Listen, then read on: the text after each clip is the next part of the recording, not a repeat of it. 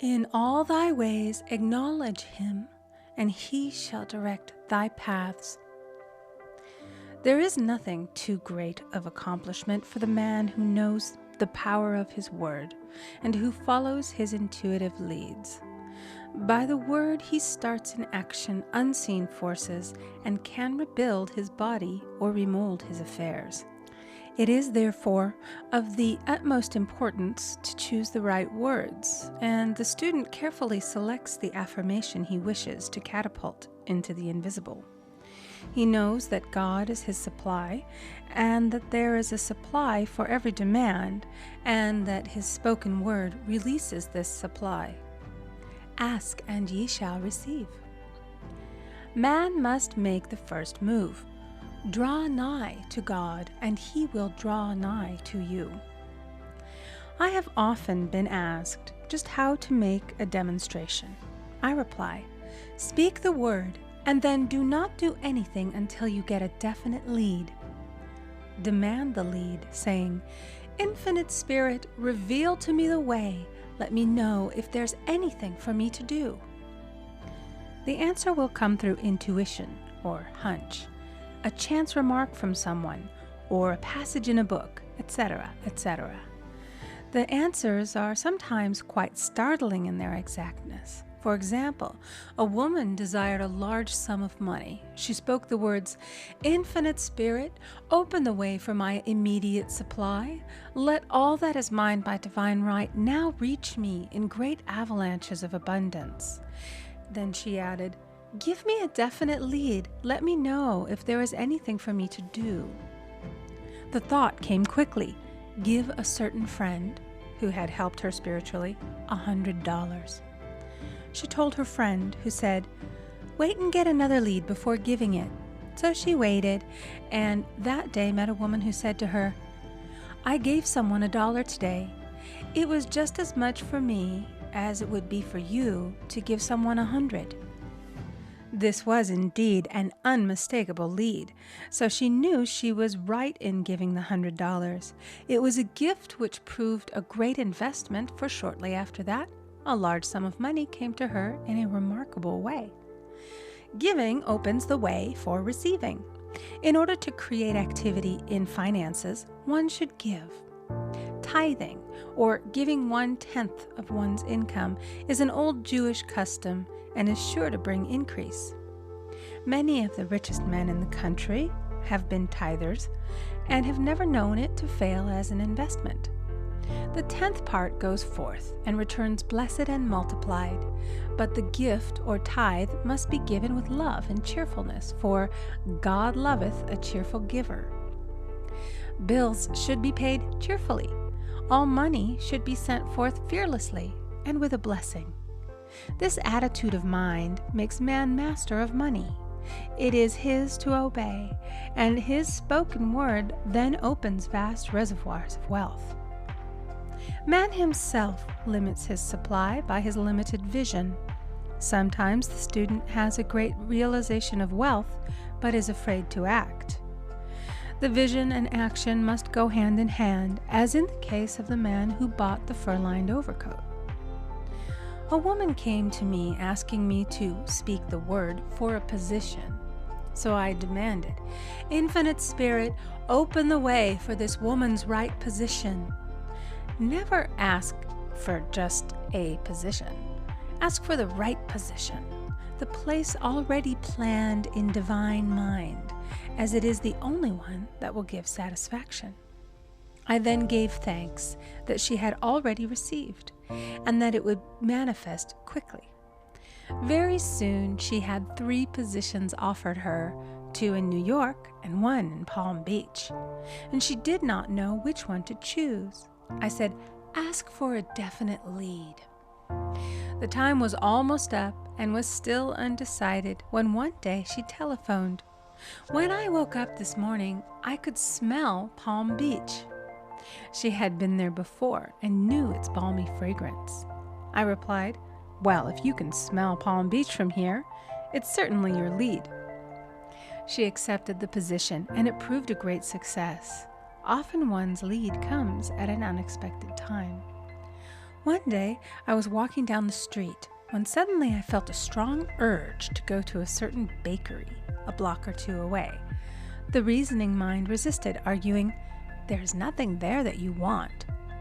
However, I had learned not to reason, so I went to the bakery, looked at everything, and there was certainly nothing there that I wanted. But coming out, I encountered a woman I had thought of often and who was in great need of the help which I could give her. So often, one goes for one thing and finds another. Intuition is a spiritual faculty and does not explain, but simply points the way. A person often receives a lead during a treatment. The idea that comes may seem quite irrelevant, but some of God's leadings are mysterious. In the class one day, I was treating that each individual would receive a definite lead. A woman came to me afterwards and said, "While you were treating, I got the hunch to take my furniture out of storage and get an apartment." The woman had come to be treated for health. I told her I knew in getting a home of her own, her health would improve. And I added, "I believe your trouble, which is a congestion, has come from having things stored away. Congestion of things causes congestion in the body. You have violated the law of use, and your body is paying the penalty." So I gave thanks that divine order was established in her mind, body, and affairs. People little dream of how their affairs react on the body. There is a mental correspondence for every disease. A person might receive instantaneous healing through the realization of his body being a perfect idea in divine mind, and therefore whole and perfect, but if he continues his destructive thinking, hoarding, hating, fearing, condemning, the disease will return. Jesus Christ knew that all sickness came from sin, but admonished the leper after the healing to go and sin no more, lest a worse thing come upon him. So man's soul, or subconscious mind, must be washed whiter than snow for permanent healing. And the metaphysician is always delving deep for the correspondence. Jesus Christ said, "Condemn not, lest ye also be condemned. Judge not, lest ye be judged." Many people have attracted disease and unhappiness through the condemnation of others. What man condemns in others, he attracts to himself. For example, a friend came to me in anger and distress because her husband had deserted her for another woman. She condemned the other woman and said continually, "She knew he was a married man. She had no right to accept his attentions." I replied, "Stop condemning the woman. Bless her and be through with the situation. Otherwise, you are attracting the same thing to yourself." She was deaf to my words, and a year or two later became deeply interested in a married man herself. Man picks up a live wire whenever he criticizes or condemns and may expect a shock. Indecision is a stumbling block in many a pathway. In order to overcome it, make the statement repeatedly, "I am always under direct inspiration. I make right decisions quickly." These words impress the subconscious, and soon one finds himself awake and alert, making his right moves without hesitation. I have found it destructive to look to the psychic plane for guidance, as it is the plane of many minds and not the one mind. As man opens his mind to subjectivity, he becomes a target for destructive forces. The psychic plane is the result of man's mortal thought and is on the plane of opposites. He may receive either good or bad messages. The science of numbers and the reading of horoscopes keep man down the mental or mortal plane, for they deal only with the karmic path. I know of a man who should have been dead years ago according to his horoscope, but he is alive and a leader of one of the biggest movements in this country for the uplift of humanity. It takes a very strong mind to neutralize a prophecy of evil. The student should declare, "Every false prophecy shall come to naught. Every plan my Father in heaven has not planned shall be dissolved and dissipated. The divine idea now comes to pass." However, if any good message has ever been given one of coming happiness or wealth, harbor and expect it, and it will manifest sooner or later through the law of expectancy. Man's will should be used to back the universal will. I will that the will of God be done. It is God's will to give every man every righteous desire of his heart, and man's will should be used to hold the perfect vision without wavering. The prodigal son said, "I will arise and go to my father." It is indeed often an effort of the will to leave the husks and swine of mortal thinking. It is so much easier for the average person to have fear than faith. So faith is an effort of the will. As man becomes spiritually awakened, he recognizes that any external inharmony is the correspondence of mental inharmony. If he stumbles or falls, he may know he is stumbling or falling in consciousness. One day, a student was walking along the street, condemning someone in her thoughts. She was saying mentally, "That woman is the most disagreeable woman on earth," when suddenly 3 Boy Scouts rushed around the corner and almost knocked her over. She did not condemn the Boy Scouts, but immediately called on the law of forgiveness and saluted the divinity in the woman. Wisdom's ways are ways of pleasantness, and all her paths are peace. When one has made his demands upon the universal, he must be ready for surprises. Everything may seem to be going wrong, when in reality it is going right. For example, a woman was told that there was no loss in divine mind. Therefore, she could not lose anything which belonged to her.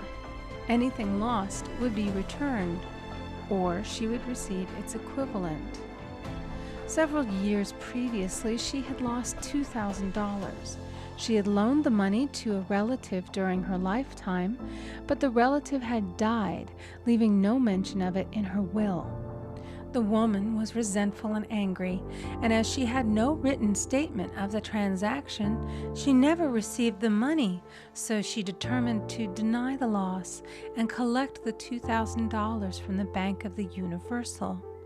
She had to begin by forgiving the woman, as resentment and unforgiveness closed the door of this wonderful bank. She made this statement, "I deny loss. There is no loss in divine mind. Therefore, I cannot lose the $2,000 which belong to me by divine right. As one door shuts, another opens." She was living in an apartment house which was for sale, and in the lease was a clause stating that if the house was sold, the tenants would be required to move out within 90 days. Suddenly, the landlord broke the leases and raised the rent. Again, injustice was on her pathway, but this time she was undisturbed. She blessed the landlord and said, "As the rent has been raised, it means that I'll be that much richer, for God is my supply." The new leases were made out for the advanced rent, but by some divine mistake, the 90-day clause had been forgotten. Soon after, the landlord had an opportunity to sell the house. On account of the mistake in the new leases, the tenants held possession for another year. The agent offered each tenant $200 if he would vacate. Several families moved. 3 remained, including the woman. A month or 2 passed, and the agent again appeared. This time he said to the woman, "Will you break your lease for the sum of $1,500? It flashed upon her, "Here comes the $2,000. She remembered having said to friends in the house, We will all act together if anything more is said about leaving. So her lead was to consult her friends. These friends said, well, if they have offered you $1,500, they will certainly give $2,000. So she received a check for $2,000 for giving up the apartment. It was certainly a remarkable working of the law, and the apparent injustice was merely an opening for the way for her demonstration. It proved that there is no loss, and when man takes his spiritual stand, he collects all that is his from this great reservoir of good. I will restore to you the years the locusts have eaten. The locusts are the doubts, fears, resentments, and regrets of mortal thinking. These adverse thoughts alone rob man, for no man gives to himself but himself, and no man takes away from himself but himself. Man is here to prove God and to bear witness to the truth. And he can only prove God by bringing plenty out of lack and justice out of injustice.